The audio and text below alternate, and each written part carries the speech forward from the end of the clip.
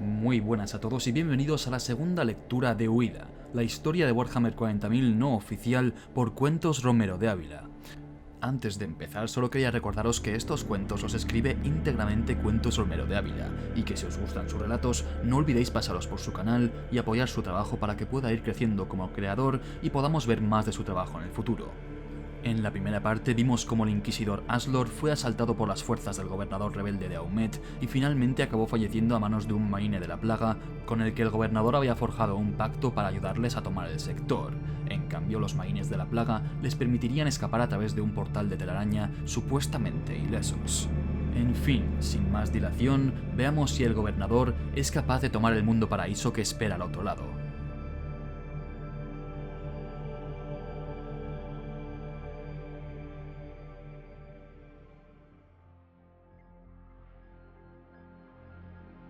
Emma corría dando saltitos por el campo que rodeaba su casa. Era una mañana de primavera. Las huertas y pequeños jardines de las viviendas del pueblo lucían variados colores alegres. La villa estaba en lo alto de un montículo y reunía unos pocos hogares de madera con tejados a una vertiente.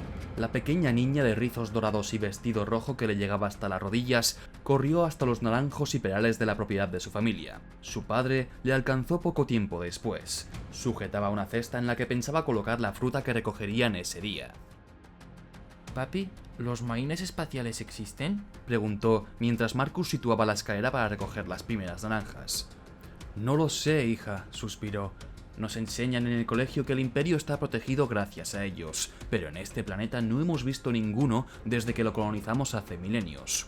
Agarró un par de naranjas, las dejó caer hacia Emma y ésta las recogió poniéndolas en la cesta. Mi profesora dice que son reales, pero mis compañeros creen igual que tú, papi. Ojalá existiesen, me sentiría más segura. No hay motivos para no estarlo, hija. Nuestro planeta está en una de las zonas más seguras del Imperio. Ningún Xenos nos ha atacado jamás, dijo observando el paisaje desde lo alto de la escalera. Contemplaba los alrededores de la villa. Tras la colina donde se encontraban, la llanura se extendía. En el horizonte, montañas con sus picos nevados, y al oeste, la capital planetaria. Era una pequeña ciudad, pero con habitantes muy ricos que disfrutaban de la vida tranquila de un mundo paraíso. Papi, si algún día nos atacasen alienígenas, ¿quién nos defendería? Preguntó desviando su mirada del paisaje y apuntándola a lo alto de la escalera. En ese caso nos protegería el regimiento planetario. Aunque no lo parezca, están muy bien entrenados. No pudo contener una pequeña risa irónica. Pero como dije antes, Emma, nadie llegará a este planeta. Estamos lejos de la frontera, y la guerra nunca toca esta zona de la galaxia. Somos unos privilegiados. Marcus bajó la escalera y la posicionó contra uno de los perales. ¿Y si el regimiento planetario fuese vencido? ¿Qué haríamos? Huiríamos en unas naves que están preparadas para tal caso, respondió Marcus arrancando las peras. ¿Dónde están esas naves? Están en la capital, el mismo sitio donde trabaja mamá. Emma pareció satisfecha y no preguntó más. Terminaron de recoger la fruta y volvieron a casa. La lavaron y prepararon la comida. Marcus entregó a su hija un plato con una naranja, una pera y varios filetes de vacuno. Degustaron el almuerzo hasta que Emma protestó. Papi, no tengo más hambre, no me hagas terminarlo todo, porfi. Tamborileaba la mesa con la yema de sus dedos. Emma, ¿sabes la suerte que tenemos por tener estos alimentos? La mayoría de gente del Imperio no tiene nada que llevarse a la boca, y lo que comen normalmente es basura reciclada. La niña puso cara de asco. Cómete todo, agradécelo y no te quejes, dijo apuntando con el dedo al plato. Miró lo que quedaba de su almuerzo y claudicó. Agarró los cubiertos y terminó su comida. Cuando finalizó, limpiaron la mesa, lavaron los tenedores y los platos y marcharon a sus cuartos para dormir la siesta. Era domingo y Marcus quería descansar en su día libre. De momento todo parece ir bien. El mundo paraíso respira tranquilo y Marcus vive una de las mejores vidas posibles dentro del Imperio, disfrutando de su familia y la buena vida en una acogedora casa junto al campo, en un mundo de cielos limpios y vistas sin igual. Marcus parece ser consciente de su gran suerte, pero su hija no, y me ha gustado mucho esa conversación en la que él ha dejado claro el gran privilegio que tienen de vivir de semejante manera, pues ella es joven e inocente y aún desconoce los horrores que alberga la galaxia. mientras que Marcus parece más consciente de las amenazas que existen, aunque parece estar muy confiado en caso de invasión, tranquilizando a su hija con todas las medidas que tienen para defenderse y escapar ilesos. Pero en realidad, ¿estará Marcus preparado para semejante ocasión o tan solo estaba intentando calmar a su hija? No sabía cuánto tiempo había pasado cuando un estruendo lo despertó. ¿Qué había sido aquello? ¿Una explosión?, se preguntó Marcus. Un segundo estallido se escuchó a lo lejos. Abandonó la cama rápidamente, abrió la puerta de su habitación y corrió por el pasillo. Se encontró con Emma, que también se había despertado. Le ordenó que no saliese de su habitación. Iría a ver qué sucedía. La niña obedeció y Marcus bajó las escaleras cuando otras 2 detonaciones retumbaron. Al llegar al exterior, lo primero que vio fue una nube de humo elevarse a lo lejos. No podía vislumbrar qué la producía. Buscó la escalera y ascendió por ella hasta llegar al tejado. Desde esta posición podía contemplarlo. Un ejército inmenso avanzaba mientras eran bombardeados. No comprendía bien. ¿Eran aquellas tropas del Imperio?, pensó Marcus. Giró su cuerpo y descubrió un segundo ejército que llegaba desde la capital en dirección al pueblo. Ya creía entenderlo. Las tropas procedentes de la capital eran el Regimiento de Defensa Planetario, y el otro, algunos rebeldes o invasores de a saber dónde. Los incursores seguían recibiendo explosiones. Se acercaban peligrosamente a la aldea. Ambas huestes colisionarían en la colina donde ellos estaban. Descendió por la escalera con el corazón desbocado. Le temblaban las manos. Entró en la casa y gritó el nombre de su hija. Emma bajó llorando. Las bombas caían en el límite con las primeras casas. Agarró en brazos a la niña y corrió hacia su coche que esperaba detrás del jardín.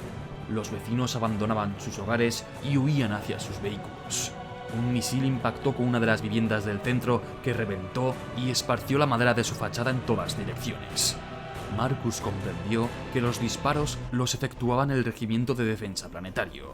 No tenían problema en bombardearlos con tal de acabar con la invasión. Maldijo y arrancó el coche. Algunos soldados enemigos entraron en la aldea y dispararon a los civiles que intentaban escapar. Emma vio cómo una familia era asesinada dentro del vehículo con el que intentaban huir. Marcus atravesó el jardín con el coche y salió a una calle que daba a la espalda de la colina. Habían tenido suerte de que su casa no estuviese en las primeras líneas. Estas ya habían sido tomadas y los militares abrían fuego con sus rifles láser. El bombardeo cogió fuerza y las explosiones derribaban los pequeños edificios de madera. Marcus intentaba esquivar los que bloqueaban la vía. Los escombros volaban y amenazaban con impactar el automóvil. Un ladrillo de un tejado rompió uno de los cristales del coche y pasó por delante de la cara de Emma, que gritó con ademán de taparse los oídos. Serpentearon los obstáculos que se amontonaban en las calles y los misiles que caían a su alrededor. Algunos de sus vecinos quedaban mutilados al impactarles alguna bomba o quedaban atrapados bajo el cúmulo de cascotes. Alcanzaron la salida del pueblo y Marcus tomó la carretera que conducía a la capital. Emma estaba en posición fetal en la parte trasera del coche. Habían escapado, pero aquello no terminaba. Marcus lo comprendía. Ahora se libraría una batalla, tal vez a escala planetaria, y su mundo, que era el reflejo del paraíso, quedaría reducido a ruinas y muerte. Un nuevo problema se presentaba. El ejército de defensa planetario se interponía entre ellos y su destino. Miles de hombres y máquinas de guerra avanzaban en formación por la misma carretera donde ellos conducían. Solo 200 metros les separaban. Marcus echó el coche a un lado de la vía y esperó a que las tropas se limitasen a rodearlos. Los hombres con su vestimenta y protecciones verdes no repararon en ellos y continuaron su camino. Tanques y máquinas bípedas de gran tamaño circularon por la carretera. Emma y Marcus observaron el desfile militar. Estos malditos bastardos nos han bombardeado sin ningún pudor, pero por nuestro bien más nos vale que se alcen victoriosos de la inminente batalla, reflexionó Marcus. Ningún otro coche había escapado junto a ellos. Sus vecinos y algunos de sus mejores amigos debían estar muertos. Se lamentó, pero no era momento para llorar. Tenía que poner a salvo a su familia. Sacó el móvil plegable y marcó el número de su mujer. «Isobel, han bombardeado la aldea, nos están atacando», dijo con voz ronca. El olor a ceniza y cuerpos quemados se colaba por las ventanillas. El viento soplaba y había arrastrado el aroma de la guerra hasta ellos. «Marcus, acaban de avisarnos en la capital de que nos invaden. Mis superiores no me han dado más información. Solo sé que están preparando las naves. No creen que puedan defender el planeta». Emma gritaba el nombre de su madre. Marcus la silenció. Le dijo que no era el momento. La niña cayó soltando un gruñido. ¿A dónde vamos?, preguntó Marcus. Establecerán controles para acceder a la zona de embarque. Os esperaré en el primero. Me dejarán colaros cuando les muestre mi cargo en el Administratum. Dirigíos al centro de la ciudad. Las naves despegarán desde allí. De acuerdo, nos vemos en un rato, dijo Marcus colgando el teléfono. Las tropas de defensa planetaria pasaron de largo y reanudaron el viaje. Puso el coche al límite. No había nadie circulando. Podían permitírselo. Condujo durante media hora hasta que encontraron la ciudad. Los temblores del suelo y los estruendos habían permanecido durante todo el camino. No consiguieron avanzar mucho. Una marea de gente taponaba la vía. Bajó a Emma del coche y la cogió en brazos. Prosiguieron a pie. Las primeras líneas de casas estaban construidas en ladrillos coloridos. Cada vivienda tenía un color diferente. Era un espectáculo visual. A Marcus siempre le había gustado visitar la capital. Le parecía un lugar agradable y tranquilo. Anduvo haciéndose hueco entre la gente que se amontonaba. Protegía a Emma con sus brazos, intentando que la presión del resto de cuerpos que lo rodeaba no la hiriese. El olor a sudor y empujones irritaban a Marcus. No podían avanzar. Decidió sacar su móvil y volver a llamar a su mujer. «Isobel, no podemos acercarnos. La multitud nos impide el paso». «No os mováis. Llevaré a 2 soldados para buscaros. Pon a Emma en alto para que os podamos distinguir». Subió a la niña a sus hombros, le dio instrucciones de que levantase los brazos y los agitase. La agarró fuerte de las piernas. Temía que los embistes de la marea de cuerpos la desequilibrasen. Un rato después, Emma distinguió a los soldados y a su madre que los acompañaba. Gritó sin dejar de mover los brazos. Isobel la descubrió y marcharon en su dirección.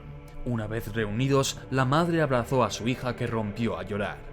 Los militares abrieron el camino a base de empujones y algún que otro puñetazo a varios civiles que se resistían a abandonar su posición. Emma abrazaba ahora a su madre, ocultando el rostro contra el cuello de Isobel.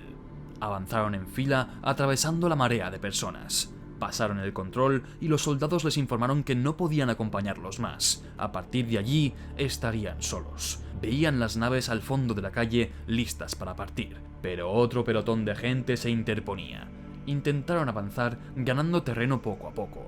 Los padres protegían a la niña con sus cuerpos.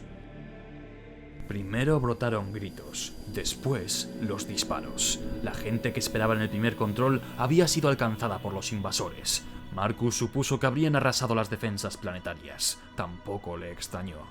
No tenían tiempo, necesitaban embarcar ya. Estruendos de rifles láser y explosiones se escucharon por detrás. Aquel olor que habían experimentado en la carretera volvió, pero mucho más fuerte. La esencia a sangre quemada y el horror de la gente les alcanzó. «No vamos a llegar. Marcus, están muy cerca», gritó Isobel empujando a las personas que tenían delante. «Tenemos que abrirnos paso como sea. No te rindas. Sigue empujando». El destino pareció escucharlos y decidió prestarles ayuda, pero cruelmente. 4 vehículos aéreos aparecieron al principio de la calle y barrieron con fuego de ametralladora la pelota de civiles atrapados. Cientos de cadáveres despedazados yacían ahora en el suelo, pero la incursión había despejado el camino hasta las naves de emergencia. Isobel agarró a Emma con todas sus fuerzas y corrió a la señal de Marcus. Pisaban los cuerpos de aquellos desafortunados que les habían impedido el paso. Marcus sentía cómo sus zapatos se impregnaban de restos quemados y esponjosos de carne humana. La peste a vísceras y heces de aquellos que yacían era irrespirable. Emma gemía y pataleaba al tiempo que su madre la sujetaba contra su pecho. Ganaron la suficiente distancia como para posicionarse a escasos metros de la entrada de una de las naves. Marcus giró la cabeza y vio a decenas de tropas enemigas que disparaban a bocajarro contra los civiles que intentaban escapar por las calles paralelas. Varias personas se amontonaban en la entrada de la nave, impidiendo el acceso a los que llegaban por detrás. Marcus, Isobel y Emma quedaron atrapados entre aquellos que colapsaban la puerta y los que les alcanzaban por la espalda. La masa empujó y poco a poco fueron entrando. Escasos 2 metros los separaban de su salvación cuando un militar pidió a gritos que frenaran. El vehículo estaba completo. En vez de disuadir, provocó que todos aumentasen sus ansias por acceder. La presión entre los cuerpos terminó con los primeros cayendo y siendo aplastados por los siguientes. Marcus hizo ademán de desplomarse, pero aguantó la postura. Había conseguido alcanzar el umbral. La madre había caído perdiendo a la niña. Isobel agarró de la mano a Emma y tiró de ella. cruzó la entrada, pero en ese momento otra avalancha de desesperados desplazó a Emma, que soltó los dedos de su madre. La compuerta de la nave descendió, aplastando a aquellos que accedían. Marcus e Isobel gritaron el nombre de su hija. Podían verla por la escotilla de la puerta. Había quedado fuera, abandonada entre la multitud de atormentados que golpeaban las paredes de la nave. Los padres lloraban desconsolados pidiendo que volviesen a abrir la compuerta, pero nadie los escuchaba. La nave encendió motores y ganó altura. Observaron a su hija cubierta de sangre oscura de aquellos con los que se había restregado al caer. Lloraba y gritaba con los brazos en alto. La nave se alejó de la superficie sin esperar a nadie más. Marcus e Isobel contemplaron cómo abandonaban el planeta y salían de la atmósfera en dirección desconocida.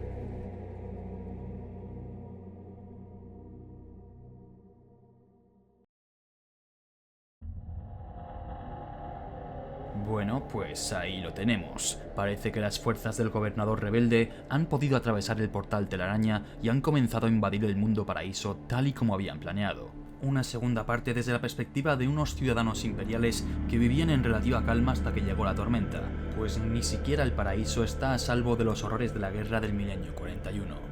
Y en mi opinión, la imagen final de Marcus e Isobel mirando a su hija cubierta de sangre y entrañas de otros mientras su nave asciende inevitablemente hasta la órbita y queda abandonada, me parece que queda perfecto como final trágico y desesperanzador. Quizás lo único que hubiera añadido para hacerlo un pelín más oscuro sería una pequeña descripción de cómo la niña se siente traicionada por las promesas vacías de su padre y queda paralizada por el shock o consumida por su llanto hasta que al final encuentra la muerte a manos del cañonazo de algún traidor. En fin, los traidores se están saliendo con la suya y si nadie se lo impide parece que tomarán el mundo paraíso sin consecuencias. Supongo que tendremos que esperar al último capítulo para ver cómo se resuelve todo. ¿Qué creéis vosotros? ¿Llegará una respuesta imperial que rescate el planeta? ¿O quizás veamos cómo los maines de la plaga traicionan al gobernador y deciden tomar el mundo paraíso en nombre de su fétido maestro?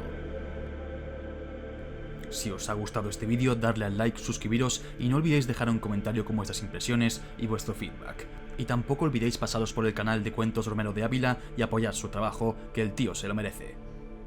Como siempre, un saludo y muchas gracias por escuchar. Nos vemos en el próximo vídeo.